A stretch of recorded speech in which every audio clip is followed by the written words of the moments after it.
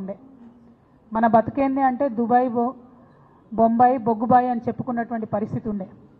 ఆనాడు ఎట్లా ఉండే అంటే మనకు ప్రకృతి ఇచ్చినటువంటి వరప్రసాదం సింగరేణి బొగ్గు కాబట్టి ఏ జిల్లా వాళ్ళు అక్కడికి వచ్చినా సరే ఫిట్నెస్ ఉంటే జస్ట్ సింపుల్గా పరుగు పందాలు పెట్టి ఒకప్పుడు ఉద్యోగాలు ఇచ్చి కుటుంబాలను ఆకలికి మాడిపోయి చనిపోకుండా కాపాడుకున్నటువంటి చరిత్ర సింగరేణికి ఉన్నది.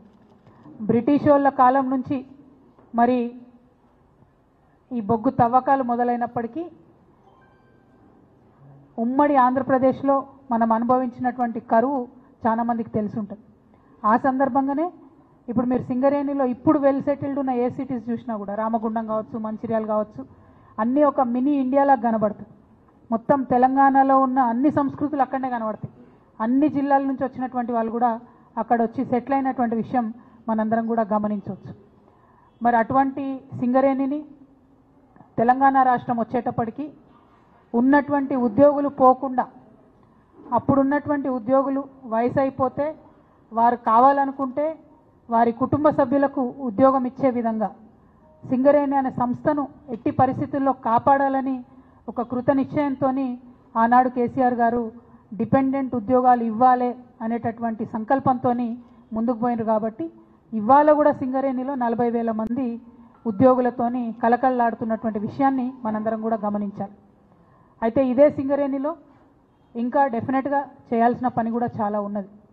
సింగరేణిలో ఇప్పటి వరకు మనం నిజం చూసుకుంటే ఒక 15 నుంచి 18% మించి మనం బొగ్గు తీయలే. ఇంకా తవ్వాల్సినటువంటి బొగ్గు చాలా ఉంది.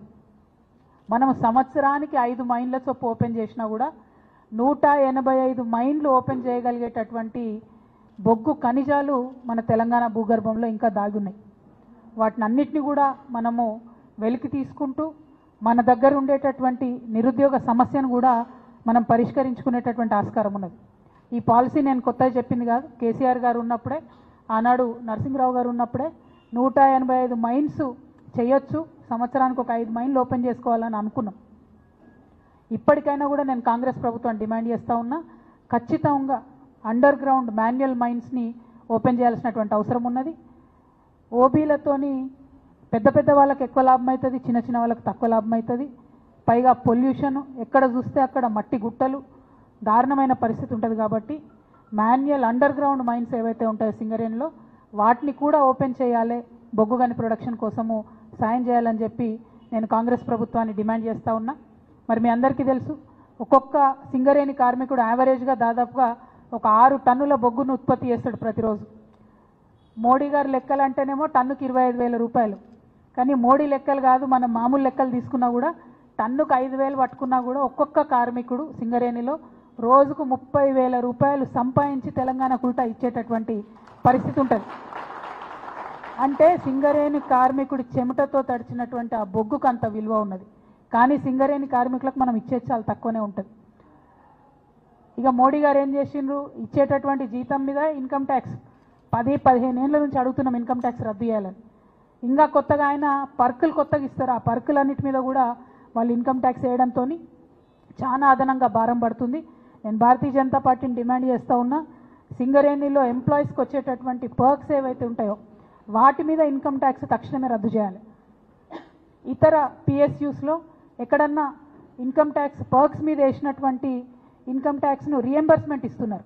ఒక్క మన సింగరేణిలోనే కార్మికులకు రియంబర్స్మెంట్ ఇస్తలేరు. ఆ రియంబర్స్మెంట్ ఇవ్వవలసిందిగా కూడా నేను ప్రభుత్వాన్ని డిమాండ్ చేస్తున్నా. వాటి కోసం ఖచ్చితంగా పోరాటం కూడా చేస్తాం. మరి హెచ్ఎంఎస్ కానీ రియాజ్ అహ్మద్ గారి గురించి చెప్పాలంటే, హెచ్ఎంఎస్ అనేటటువంటిది సుభాష్ చంద్రబోస్ గారు పెట్టినటువంటి సంస్థ, ఇప్పటిది కాదు అప్పటిది కాదు. ఆయన ఆశయాలతోని కార్మికులు ఆనాడు ఎట్లా కష్టపడ్డారో బ్రిటిష్ హయాంలో వాళ్ళకి న్యాయం జరగాలని పెట్టినటువంటి సంస్థ.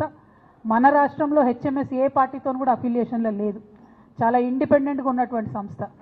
అట్లనే రియాజ్ అహ్మద్ అన్న నేను పుట్టక ముందు నుంచి కూడా కార్మిక ఉద్యమాలలో ఉన్నటువంటి వ్యక్తి. ఆయనకు అంత అనుభవం ఉంది. సెంట్రల్ వేజ్ బోర్డు మెంబర్గా ఉంటూ అనేక అంశాలలో కొట్లాడి మన సింగరేణి కార్మికులకైతే న్యాయం చేసినటువంటి వ్యక్తి. ప్రతిసారి దీపావళి బోనస్ వస్తే ఫైటర్ లెక్క కొట్లాడి ఎక్కువ బోనస్ని తీసుకొచ్చేటటువంటి వ్యక్తి. మరి ఆయన 1 కాదు 2 కాదు గ్రౌండ్ లెవెల్లో అనేక ఉద్యమాలు చేశాడు. రియాజ్ అహ్మద్ గారితో కలిసి మరి హెచ్ఎంఎస్తోని కలిసి ఇవాళ సింగరేణి జాగృతి కూడా అన్ని 11 ఏరియాల్లో కూడా పనిచేస్తుందని తెలియజేయడానికి చాలా సంతోషిస్తూ ఉన్నాం. అసలైన తొలి వెలుగు. ఫాలో వాట్సాప్ @తొలి వెలుగు official.